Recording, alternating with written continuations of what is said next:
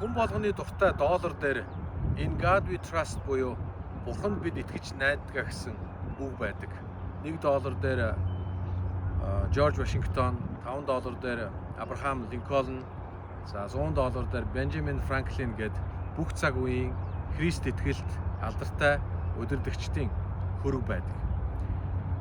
Тэгэхээр $1000 бэлгэдлийн маягаар гаргасан. Тэгээд энэ $1000 дээр Америкийн 22 дахь ерөнхийлөгч Гровер Кливленд хэмээх үнэхээр Христ итгэлтэй алдартай удирдагчийн хөргийг оруулсан баг. Тэр Кливленд ерөнхийлөгчийн гайхалтай түүх байдаг. Хоёр залуу нэгэн удаа шуудахаар явж исэн байна. Тэгээ яг баар руу орох гэтэл баарны нөгөө талд нь нэгэн сүм байсан. Тэгээд сүмийн гадаа өнөөдөр орой энэ цуглаан болох гэж байна. Номлолын сэдв нь гмийн хөлс болвол үхэл юма гэсэн тийм гарчигтай байсан. За яг ингээд баарны үүднээс хоёр найз хоёр тишээ салсан байгаа. Нэг нь баар руу, нөгөөх нь сүм рүү орсон.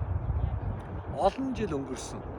Америкийн нэгэн шоронд нэгэн хоригдол мэдээ үзэж байх үед Америкийн нэгдсэн улсын 22 дахь ерөнхийлөгчөөр Кливленд ерөнхийлөгч сонгогдлоо гэсэн тэрхүү мэдээг харах үедээ маш хөнхтэй сэтгэл маш хөвдсөн нулимстайгаар тэр мэдээг үзэж сонссон.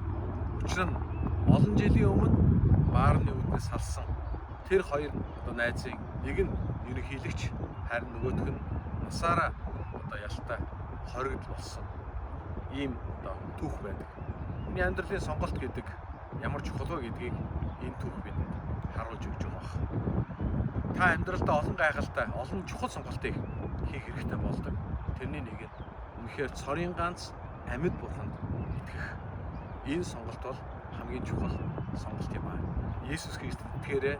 Есүс Христийг өөрийнхөө аврагч эзэн болгож амьдралдаа оруулаасаа түүнийг сонгоосаа гэж үнэхээр хүсэж байна.